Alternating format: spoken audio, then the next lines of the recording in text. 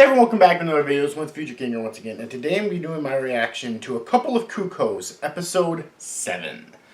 So, yeah, don't have much to say at the start of this video. You know, series not as amazing as I was hoping it would be, considering it's by the same writer as Yamada-kun and Seven Witches, although I didn't know that when I started, but knowing that in retrospect does make it a little disappointing. But still pretty good so far, and it's kind of leaving me guessing. Like, even with this plot that I'm not a huge fan of, the idea of a forced marriage in a freaking modern day world, you know, it's kind of leaving me guessing. Especially since, like, after 6 episodes in, neither of our two protagonists still want to marry each other. You know, and the series is going to be 2 cours as well. So yeah, anyways, let's get into it then.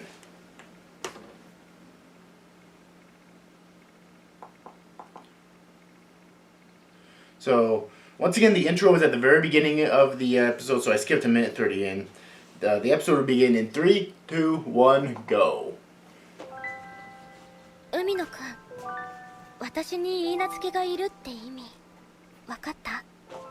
ここの後継ぎってことだよね。 Yeah, that's a really weird way to put that, though. 天野さんには言ったの。 I'm engaged because I'm... そうなんだ。 I have this engagement. It's technically an engagement. Like, an engagement can be a synonym for responsibility, but it's still a really weird way to put that, isn't it? I mean, whenever you say you're engaged, everyone is automatically going to think you mean you have a human fiance, you know?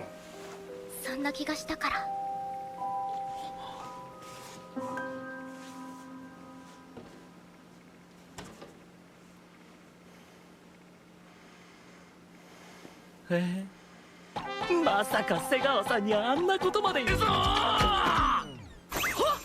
疲れ。だからノックしろ。はい、これ。歩いてる気が。それは何？ I mean, kind of smart, I guess, although I don't know if security reasons is a necessary concern. Maybe less just like privacy. Like, she doesn't want paparazzi or, you know, considering she's famous. That I would definitely get. Yeah. Oh wait, she's just suggesting to go with, that he should go with, I forget her name, the purple haired chick? Segawa, that's it. Okay. It's a nice suggestion from her there. Because, again, even by this point in the series, neither of them want to marry each other.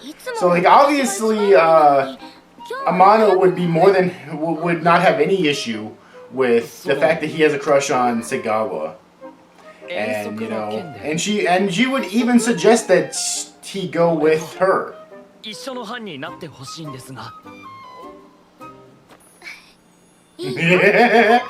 just like that, she says yes. I love it.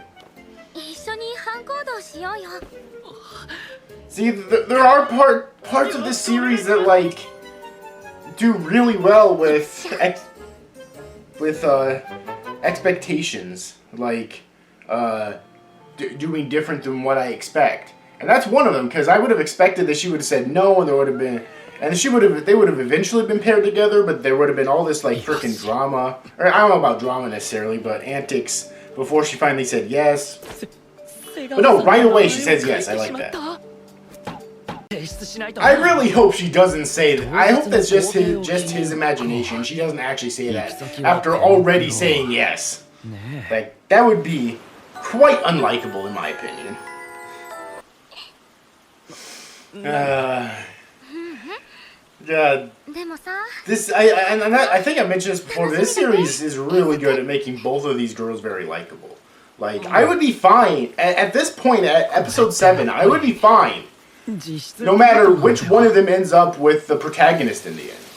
And that is, do you realize how fucking rare that is in romance anime? Like, most of the time, you know who's going to win, definitively. Which I still think Amano's going to win, but still. And you absolutely do not want the other to win. Either she's just boring, or she's unlikable, or both.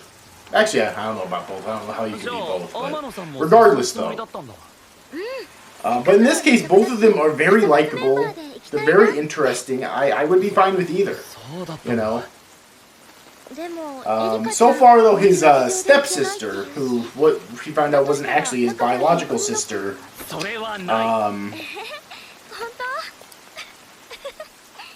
so far she hasn't. We haven't seen much of her yet, and I think she's supposed to be part of this like love drama as well. Because there was before the series came out, there was an entire trailer dedicated to her. So I do hope we see her again soon. We see more of her soon. But again, this series is going to be like 24 episodes. It's only episode 7, so we're not even halfway through the anime yet. So I guess we'll see where that goes. But yeah, I definitely want to see more of her soon, because she's not necessarily unlikable, but she's not amazing yet. Because, again, we haven't seen much of her yet. That's really fucking sad. Unfortunately, now, you correct me if I'm wrong, but I'm pretty sure this is, like, similar to what actually exists in Japan in the current day. Like, you know, Japanese people are traditionally, and even in the modern day, taught to respect their elders, respect their like eternally respect the decisions that their parents or guardians make for them. You know. But this is probably an extreme version of that, though. Like, I don't know how common like arranged marriages are in Japan in the modern day. They're definitely. I definitely don't think they could be legally enforced. But again, if like a Japanese kid had their parents choose someone to marry them, they might be rebellious, but in the end, they might end up going through with it because that's just Japanese culture, you know. Even if it can't be legally enforced, you know, they're taught to respect their decisions unquestionably. So it's really kind of a sad situation with her, you know.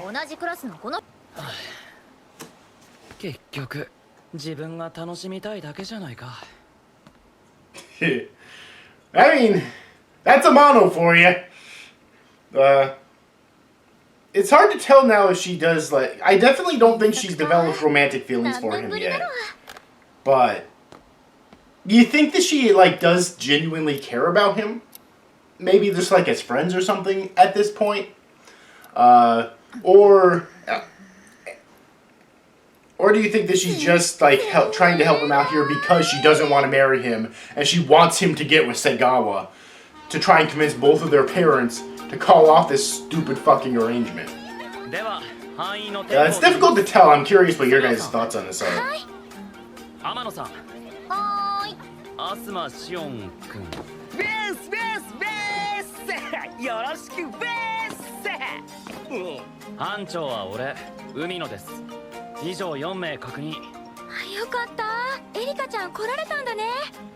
So who's this dude? I mean, I think she mentioned him before. I think I missed it though.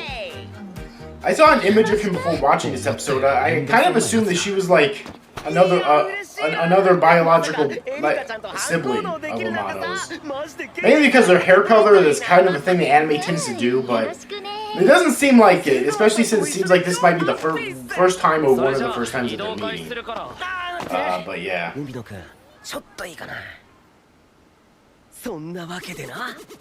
エリカちゃんを SNS で初めて見た時からズキューってきてさ、画面越しに愛のいい Okay, it looks like he's a huge fanboy of hers as well. Like everyone else in the school probably, so yeah. しかも女子より実物の方が可愛いとか。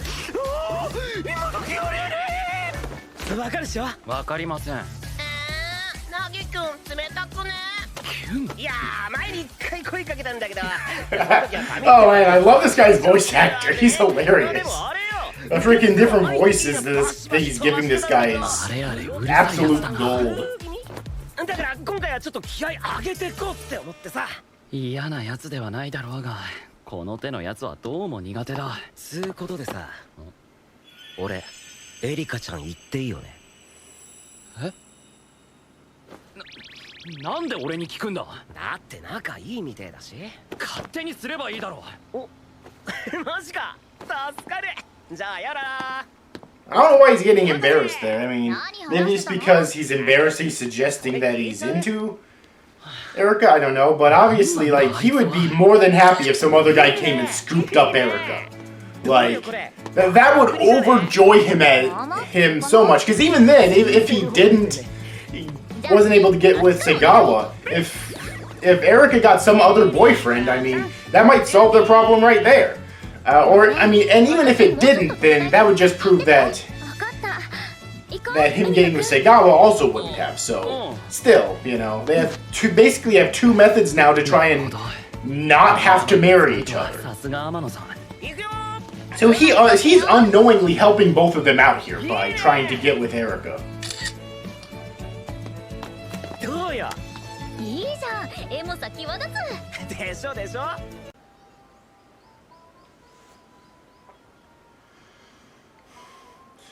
Why does anime food always look so fucking delicious? I want that burger right fucking there. Okay? 海野くん、ずっと見てるから。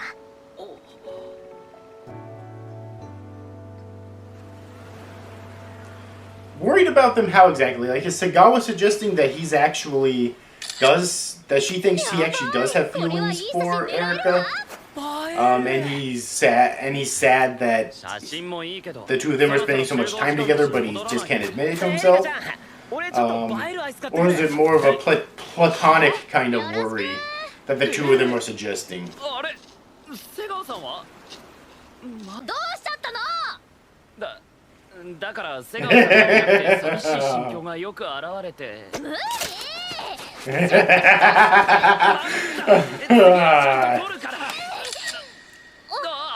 That's fucking good. ごめん。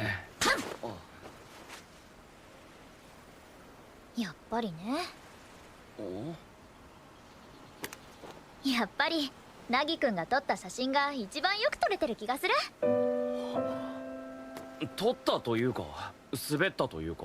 それでもよ、さすがにアップはできないからボツだけどね。いっそのことさっきのぼっち写真あげよっかな。奇跡的にバズるかもしんないし。そういえば前に言ってたよね。届けたい人がいるって。もしかして今日もそのために？天野さん？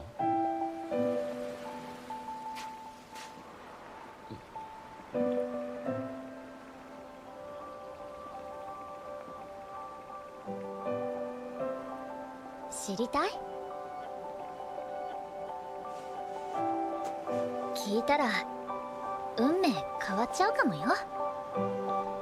Wait, what the hell?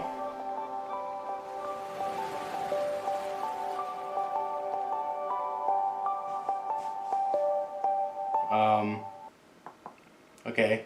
Episode's over.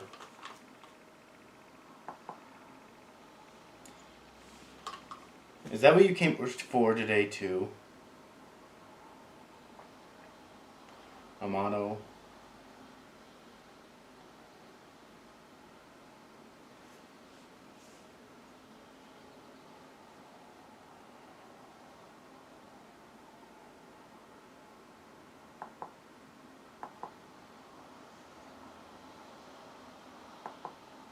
Okay, that's good. My hand slip that's good enough, although I can't post it, it's still a dud. Maybe I'll just post the loner pic instead. It might go viral by some miracle. Come to think of it, didn't you say there's something you wanted to someone you want to reach? Is that what you came to do? Wait. Okay, I'm confused here. Let me put my headphones back on here for a sec.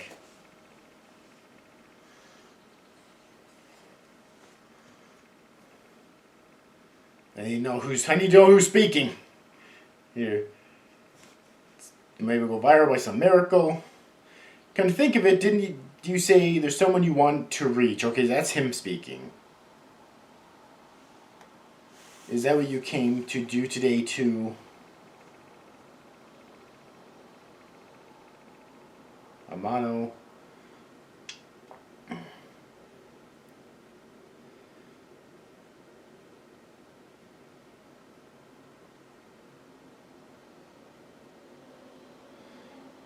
want to know. Your fate might change if I tell you. Okay. Oh, yeah, that's really clever transition there. Like, the waves come in, change friend to end at the end of the episode. So, yeah, that's the end of the episode. So, overall, it was a pretty damn good episode. Honestly, I think it was the best episode in the series yet. Although it does leave me with questions, again, like, it's just episode 7. And, like, the main question is the cliffhanger. Like, that's the biggest one. Like, that is one vague cliffhanger right there. Very mysterious. Like, what the hell does she mean by that? So, is the series trying to suggest that she has already developed feelings for him? And by coming to the beach, she was actually trying to reach him. You maybe try her best to convey her feelings. It's difficult to say, though. Man, that was really vague, really mysterious, but I like it, though. I shouldn't have to wait too long to watch the next episode, because I'm actually late recording this. It's currently the Saturday the 11th at the time I'm recording this, and episode 8 should be already out by now, I think. So, if not, then another day, but it should be out by now. So I shouldn't have to wait long to watch episode 8. So, yeah. But anyways, though, that was, like I said, that was once again a great episode. I very much enjoyed it a lot. It was nice and wholesome and funny. And, yeah, like I said, I really like both of them. Another thing that I thought was interesting in this episode was, was that scene with Segawa and the MC on the school trip. It did seem kind of to me like they were alluding to the fact that, like, maybe Segawa thinks that the MC does have a thing for Amano.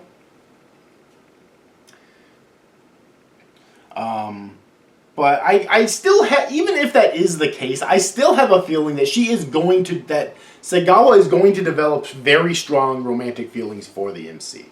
Like, the fact that before the series came out, there were multiple trailers there was like 4 or 5 trailers, but there was at least one for each girl. Tells me that all 3 of those girls are going to develop very strong romantic feelings for the MC. Okay. So, yeah, I obviously just have to wait for that to happen. Like I keep saying, those only episode 7 out of 24 in the anime, plus the manga after that. So who the hell knows how long, what the hell's gonna happen later on, But anyways, overall, hope you enjoyed this video. If you did, please make sure to give it a like and subscribe to my channel for more content in the future. Hit the notification bell if you want to know whenever I upload a new video, because I release new videos all the time. Share around other places on the internet if you think it deserves it, such as YouTube, Facebook, Twitter, etc. Try to get my channel more attention. And like always, comment on the video down below, because that helps my channel out. Let me know your thoughts on this video and on this episode and on the series as a whole, on the manga if you're a fan of it. What was your favorite part of this episode? What was your thoughts on the scene between Segawa and your interpretation of the scene between Segawa and the MC, and what was your interpretation of the scene, of the end scene, the cliffhanger scene between Amano and the MC? Anyways, overall, hope you enjoyed this video, and I'll see you guys next time.